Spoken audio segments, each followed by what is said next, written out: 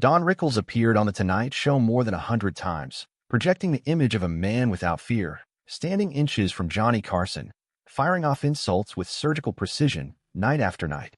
To viewers, it looked effortless, bold, almost reckless. But years later, his daughter Mindy revealed a very different reality. Away from the cameras, her father was deeply anxious about Carson.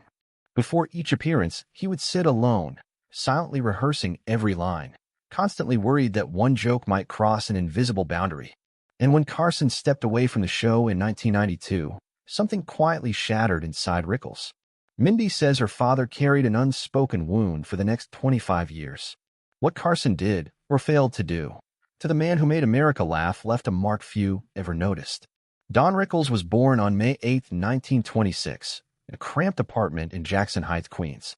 It was a neighborhood thick with noise, closeness, and ambition, where immigrant families lived shoulder to shoulder, all chasing a version of the American dream. His father, Max, had come from Lithuania. His mother, Etta, brought with her the memory of Austria and a life left behind. They had escaped hardship, but not struggle.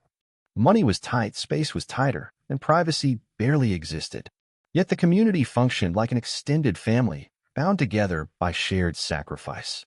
Don grew up during the Great Depression, watching his parents push through exhaustion without complaint.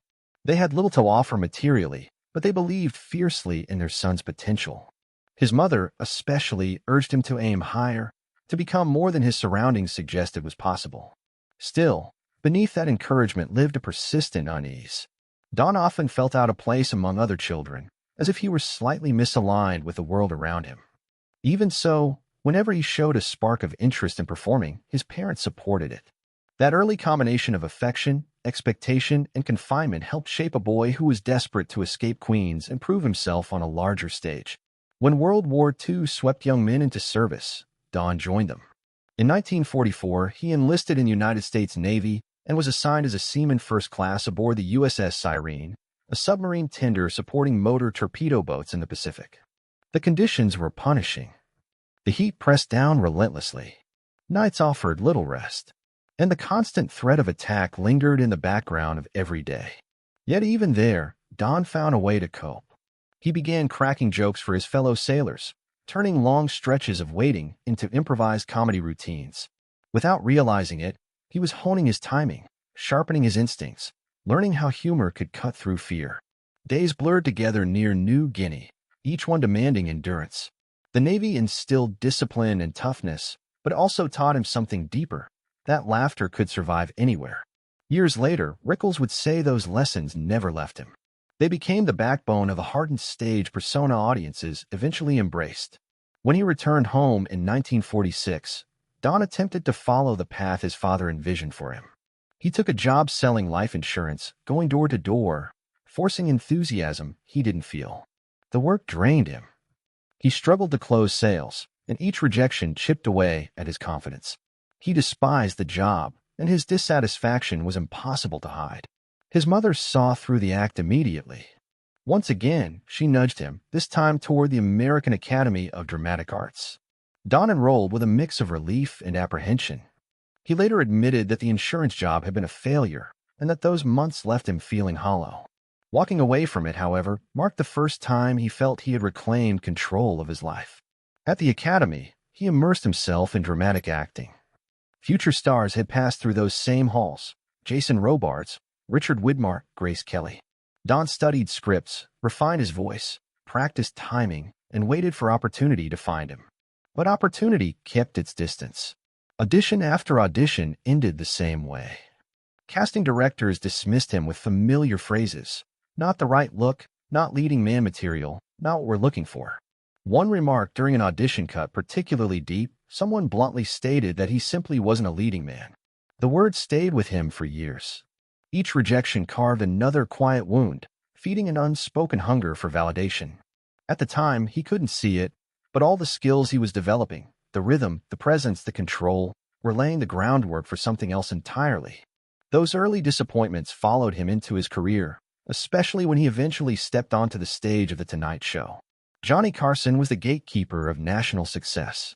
One laugh from Carson could change a comedian's life. Don needed that laugh.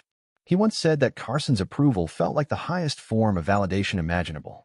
Their relationship shifted between warmth and distance, and that unpredictability kept Rickles perpetually on edge. He admired Carson deeply, but he also felt wounded whenever he sensed a lack of recognition. That unresolved tension lingered beneath the surface throughout his rise. Before television fame, before the applause, Don Rickles struggled simply to stay afloat in show business. In the 1950s, he left New York for Los Angeles, hoping acting opportunities would finally open up. They didn't. Casting rooms continued to close their doors, and frustration drove him into nightclubs. His early stand-up routines relied on carefully written jokes, but audiences barely reacted. Then, one night, everything changed. A heckler shouted from the crowd, and without hesitation, Don fired back with a sharp, improvised insult. The room erupted in laughter. That moment altered the course of his life. He embraced the chaos, allowing insults to become the engine of his act. By the late 1950s, he was known for his rapid-fire comebacks, fearless delivery, and razor-edged wit. He had found something honest and dangerous, something no one else was doing quite the same way. His comedy walked a tightrope. He targeted everyone equally: Jewish audiences, Italian audiences, Irish audiences, even his own mother. By sparing no one, he somehow brought everyone together, turning mockery into a strange form of unity. At any moment, it could have collapsed. One poorly chosen line, one insult that landed the wrong way, and the crowd could have turned on him instantly. But Don Rickles possessed an instinct that couldn't be taught. He knew exactly how far to go, and just as importantly, when to pull back. He delivered his barbs with a glint in his eye, softening the blow with an undercurrent of warmth. That delicate balance made him a trailblazer, opening the door for generations of comedians who would later build careers on risky, confrontational humor. People began calling him Mr. Warmth, a nickname that seemed almost ironic at first glance. On stage, he dismantled everyone in his path. Off stage, he was tender, loyal, and deeply devoted to the people he loved. His daughter, Mindy, often spoke about his kindness and how fiercely protective he was of his family. Audiences sensed that contrast. They understood that behind the booming voice and savage put-downs lived a man with genuine heart. That tension between aggression and affection is what kept people coming back. His relentless grind through nightclubs, lounges, and casinos took him across the country, but nowhere shaped his career more than Las Vegas. It was there that he took a gamble that could have ended everything. Rickles began joking about Frank Sinatra, a man surrounded by power, influence, and a reputation that inspired caution. One night, Don referred to Sinatra as a heavyweight. Instead of bristling, Sinatra burst into laughter. That reaction changed everything. Sinatra became one of Rickles' strongest supporters, offering a level of protection and prestige few comedians ever enjoyed. Even with that backing, Don never escaped the reality of depending on powerful figures. Above all others, Johnny Carson remained the most crucial. An invitation to The Tonight Show meant stability. Being left off the guest list could spell disaster. Rickles understood that every time he stepped onto Carson's stage, he prepared obsessively, treating each appearance as if it might determine his future. The approval he craved from Carson weighed heavily on him, but the payoff was enormous. Those appearances carried him through periods when everything else felt uncertain. By the late 1950s, Don Rickles finally broke into Hollywood. His first film role came in 1958 with Run Silent, Run Deep. He was 32 years old, though his weathered look made him perfect for the claustrophobic world of a submarine drama. Playing Ruby, a wisecracking sailor alongside Clark Gable and Burt Lancaster, Rickles injected humor into an otherwise tense story. The film wasn't a blockbuster, but for Don, it was the opening he had spent years chasing. After countless nights in clubs, audiences could finally see him on the big screen. Then came 1963, and a sharp turn in direction.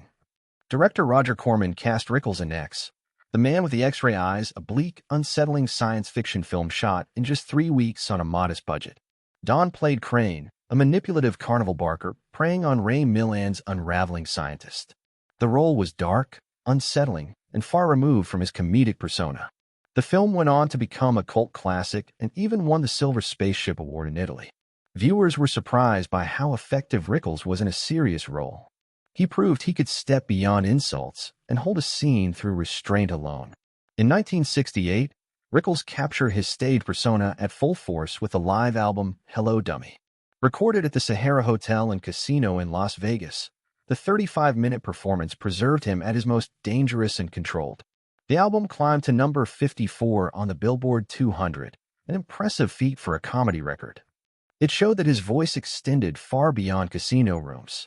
Decades later, in 2025, the Library of Congress added Hello, Dummy to the National Recording Registry, cementing it as a piece of American cultural history. That same year, ABC launched The Don Rickles Show. The series blended sketch comedy, musical numbers, and his trademark insults. It lasted just 17 episodes before being canceled and replaced by Let's Make a Deal. The abrupt end rattled him. It was a reminder of how quickly television could shift, how fragile success remained. Once again, he felt unsteady, unsure of where he stood. So he returned to the place that had always anchored him, The Tonight Show. Under Carson's spotlight, Rickles found consistent exposure and financial security. Millions tuned in to watch the verbal sparring between the two men, their banter crackling with tension and affection. Those appearances became more than bookings, they were lifelines. Over time, Rickles truly grew into the name Mr. Warmth, not by softening his edge, but by continuing to take bold steps beyond the nightclub stage. The transition happened gradually, then suddenly. In 1995, Martin Scorsese cast him in Casino as Billy Sherbert, a soft-spoken casino manager navigating the chaos of Las Vegas. Rickles had only 10 lines, yet his presence lingered long after the credits rolled. The film earned more than $116 million worldwide, and at 69 years old, Rickles proved his spark hadn't dimmed. On set, he even teased Quentin Tarantino, cracking jokes until Tarantino laughed like a kid caught off guard. Years earlier, Rickles had revealed another dimension of his talent in Kelly's Heroes. Released in 1970, the film cast him as Crap Game, a tank driver who punctuated the brutality of war with relentless wisecracks. The contrast between humor and violence helped turn the movie into a cult favorite. Role by role, Rickles reshaped how audiences saw him. He was no longer just an insult comic. He became a dependable presence, someone directors trusted to bring honesty, edge, and control to a scene. Then came another unexpected chapter. Rickles entered the world of animation and discovered an entirely new audience.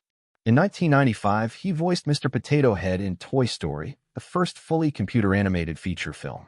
The movie became a global phenomenon, earning more than $373 million worldwide. Children who had never seen him on stage instantly recognized his voice.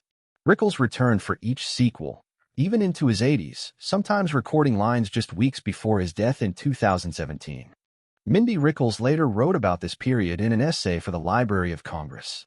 She explained how deeply her father connected to the role. It mattered to him not just professionally, but personally. Mr. Potato Head linked him to his daughter and to their family story. Even when illness drained his strength, he insisted on stepping into the recording booth. As his energy faded, the desire to keep performing, to leave something behind, never did. After Don Rickles passed away, Pixar chose to preserve his presence in Toy Story 4 by using previously recorded dialogue. The decision felt less like a technical solution and more like a quiet tribute. Mr. Potato Head continued to speak with Rickles' unmistakable voice, carrying not only his humor, but also his loyalty and emotional weight. Mindy Rickles later said the role gave her father a renewed sense of purpose in his final years, something meaningful he felt proud to leave behind. For decades, the nickname Mr. Warmth was often treated as a punchline, yet it captured something deeply accurate about who Rickles really was. His insult comedy was merciless. No one was spared. But nearly everyone who encountered him away from the stage spoke of his generosity and kindness. The National Comedy Center in New York eventually gathered his work to ensure his legacy would endure for future generations. And at the many celebrity roasts held in his honor, close friends like Frank Sinatra and Bob Newhart eagerly returned the favor, aiming their own insults at him. Even when the jokes cut deep, the nights always ended in affection, never resentment. That balance, brutality under the spotlight, gentleness once the lights dimmed, was the core of Rickles' identity. After his death, people across entertainment repeated the same sentiment. The name Mr. Warmth fit him far better than most ever realized while he was alive. Much of that warmth lived far from public view. Rickles quietly supported Jewish charities for decades and helped fund community projects, including the Barbara and Don Rickles Gymnasium at Sinai Temple in Los Angeles. His colleagues knew of his generosity, but fans were often surprised. They were accustomed to seeing him verbally dismantle strangers, not give time and resources to people in need. But that was the truth of him. His philanthropy wasn't performative. It came from a compassion he rarely displayed on stage. This contrast made Rickles more compelling. There was the sharp-tongued comic audiences adored, and the gentleman who quietly strengthened communities without seeking recognition. No relationship revealed that complexity more clearly than his bond with Johnny Carson. Rickles first appeared on The Tonight Show in 1965, opening with a simple greeting that shocked the room. "Hello, dummy." That moment marked the beginning of a relationship that stretched nearly 3 decades. Over time, Rickles made more than 100 appearances, one of the highest totals of any guest during Carson's era. Those visits transformed him into a household name. While most comedians played it safe beside Carson, Rickles thrived on unpredictability. Audiences tuned in because they never knew what he might say next.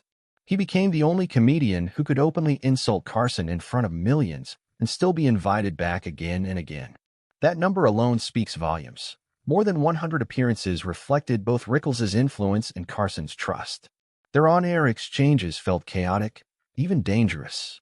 Rickles would wander onto the set unannounced, knock over objects on Carson's desk, then fire off jokes about Carson's hairline, marriages, or authority.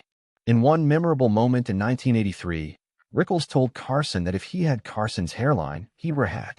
Carson laughed every time, often leaning into the chaos to make it even funnier. None of it was scripted. Rickles interrupted other guests.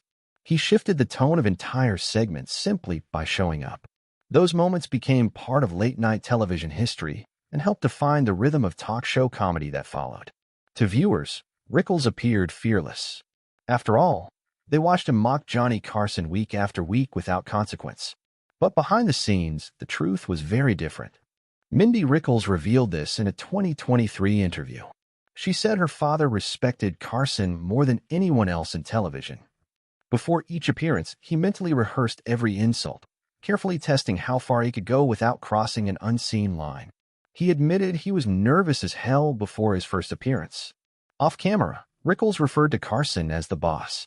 After shows, he often checked in privately to make sure nothing had gone too far. The irony never disappeared. On air, he looked untouchable. In private, he understood that Carson could remove him from millions of living rooms with a single decision. Carson was both friend and gatekeeper. He opened the largest door in Rickles' career and controlled whether it stayed open. That dynamic became painfully clear in 1992 when Carson retired. Rickles believed Carson had promised him future involvement in upcoming projects. When that promise faded, Rickles felt deeply hurt. He carried that sense of betrayal for years. What looked warm and effortless on camera was, behind the scenes, shaped by television power, dependence, and unspoken rules. Their story revealed how friendship and authority often coexist in entertainment, entangled in ways that are difficult to separate. Throughout all of this, Mindy Rickles grew up watching her father navigate both his public image and his private anxieties. She became an actress and voice performer herself, spending her childhood around Tonight Show tapings and red carpet events. She saw the legend and the man simultaneously. In her essay for the Library of Congress, she described a father who was loving, attentive, and deeply funny, but also someone who carried a persistent need for validation from powerful figures. That need shaped his emotional world at home. Rickles could make entire rooms collapse in laughter, yet still worry about the approval of a few people whose opinions mattered to him more than fame ever did. Only 2 men could visibly shake his confidence: Johnny Carson and Frank Sinatra. Mindy remembered that her father could handle almost anyone with ease. But when it came to Carson, he wanted to earn that laughter every single time. And when Frank Sinatra entered a room, Rickles' comedy shifted onto a razor's edge. His jokes hovered somewhere between reverence and danger. On one unforgettable night, facing Sinatra and his intimidating entourage, Don casually told them to make themselves comfortable and to hit somebody. For a split second, the air froze. Rickles held his breath. Then the room erupted in laughter. Only after that release did he relax. Moments like these exposed how deeply he craved acceptance from a small circle of figures who truly mattered to him. His career had made him a legend, but the need to be genuinely liked by those he admired never faded. Mindy Rickles grew up surrounded by bright lights, loud laughter, and famous faces. To her, that world felt normal. But she also witnessed the quieter moments that defined her father just as much. She watched Don Rickles' command rooms full of strangers while carrying anxieties only his family ever saw. She sat beside him at Tonight Show tapings long before she understood why those nights carried such weight. As she grew older, she began to see that her father's comedy was built on something far more delicate than audiences imagined. In her essays, Mindy wrote about a man who could be loving and fully present at home, while still chasing the approval of people who barely knew him. That pursuit shaped him, and it shaped their household. His warmth was real, but so was the insecurity hiding beneath the rapid-fire punchlines. Mindy felt both as she grew up. She often said her father changed the moment Johnny Carson became part of his life. Don admired many people, but Carson existed on an entirely different level. His approval meant everything. Before each appearance, Don would pace the house in silence, replaying jokes in his head, worrying about crossing a line or landing on a note that might cause Carson to pull back. When the cameras turned on, he appeared fearless. But Mindy knew better. She watched him study Carson's face more closely than the audience ever did. She saw him track every smile, every raised eyebrow, every flicker of reaction. And afterward, she saw him replay the night again and again, wondering if Carson had enjoyed it, or if he had somehow disappointed him without realizing it. That tension never disappeared. Even when Sinatra was in the room and Don's sharpest jokes flew like sparks, Carson remained the one who could truly unsettle him. Sinatra's approval mattered too, and Don liked to pretend he feared no one in that orbit. But the truth slipped out in small, human moments. Mindy remembered how relieved her father felt after that night when Sinatra's entourage laughed at his joke. He laughed along with them, but she noticed the breath he released afterward. Beneath the bravado, the man who made millions laugh still wanted to be accepted by a select few. That need ran deeper than fame ever could. Over time, Don convinced himself that his decades alongside Carson would lead to something lasting. When Carson announced his retirement in 1992, Rickles believed there would be a place for him in that transition. Maybe not as a host, maybe not as a permanent fixture, but at least as someone acknowledged for nearly 30 years of loyalty. He waited for the call. It never came. NBC moved forward without hesitation. Jay Leno took the desk. New faces filled the studio, and Don watched it all from a distance. Friends later said he wasn't angry, he was hurt. Hurt that the laughter he had helped build was moving on without him. Hurt that no one reached out. As the months passed and Carson remained silent, that hurt deepened. Over the years, the silence hardened into something heavier. Mindy described it as a quiet ache. There was a time when Don and Carson shared knowing glances between jokes, small backstage nods that carried more meaning than words. After the show ended, those moments vanished. There was no public fallout, no argument, no dramatic break. They simply drifted apart. Don made small attempts to keep the connection alive, occasional comments, the rare phone call, but the distance remained. Mindy said her father felt that shift more intensely than anyone realized. He had given so much of himself to that show. When the curtain closed, it felt as though it closed on him as well. As Don entered his later years, he spoke more openly about that unresolved wound. Friends said that before his death in 2017, at the age of 90, he admitted feeling abandoned, not just by the industry, but by Carson himself. His admiration for Carson never disappeared, but disappointment sat beside it, carried quietly for years. Mindy confirmed that even in private conversations, her father never stopped respecting Carson's talent. What lingered was the absence, the missing farewell, the lack of acknowledgement, the friendship that never resumed after 1992. That lack of closure haunted him in ways audiences never saw. Mindy referred to this period as the silent tension, the space between what the public believed and what her father actually felt. Documentaries now revisit it, noting how Rickles and Carson drifted apart without a final conversation, without even a simple goodbye. Don sometimes joked about it on stage, but Mindy knew those jokes came from a place of pain. He never attacked Carson publicly. He could roast anyone alive, but he never turned that weapon on the man who meant so much to him. Instead, he held those feelings inward. He praised Carson in interviews, He called him a genius at family gatherings. He spoke about how Carson was the only person who could truly keep him in line on live television. But Mindy heard the softness in his voice. She saw the sadness when he spoke about the past. She understood that her father's heart carried both deep admiration and quiet loss. As the years went on, Mindy began to understand that her father's bond with Johnny Carson was rooted in genuine affection and in a level of trust that rarely forms between performers. What audiences witnessed as playful combat was built on mutual respect. Yet beneath that trust lived a fragile truth. Don Rickles feared losing the approval of the people he admired most. He spent more than 6 decades giving the world reasons to laugh, but when the applause faded and the lights went dark, he still questioned whether he had truly mattered to the ones whose opinions carried the greatest weight. That vulnerability was something only his family ever saw, and Mindy felt a responsibility to give it a voice. When Don Rickles died on April 6, 2017, tributes poured in from every corner of entertainment. Jimmy Kimmel struggled to hold himself together on air. Figures like Samuel L. Jackson and Marlon Wayans spoke about Rickles' rare ability to devastate a room with a single line while somehow making everyone feel included. Fans covered his star on the Hollywood Walk of Fame with flowers. He was hailed as one of the last giants of classic show business comedy, celebrated for his precision, his timing, his fearlessness. But the public mostly remembered the performer. Mindy remembered the man who stepped off stage and quietly wondered whether he had earned the laughter of one person in particular. After his death, she chose to tell that story herself. In a Library of Congress essay and a series of videos released in 2023, watched by more than 1 million people, she shared letters, private moments, and personal conversations that revealed how deeply her father valued friendship. She also reminded audiences of an important truth.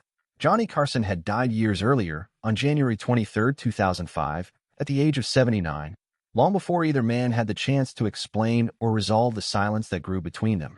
With Carson gone, Mindy's words became the final lens through which that relationship could be understood.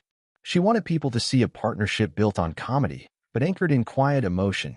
She wanted the world to know that Don Rickles was more than the king of insults. He was a man shaped by loyalty, shaped by the fear of disappointing those he cared about most, shaped by relationships he treasured, even when they left him wounded. Above all, she wanted audiences to feel both the affection he carried and the fragility he concealed. Because beneath every sharp joke and fearless insult lived a performer who cared too much, loved too deeply, and feared, more than anything, that he might be forgotten by the people who mattered most.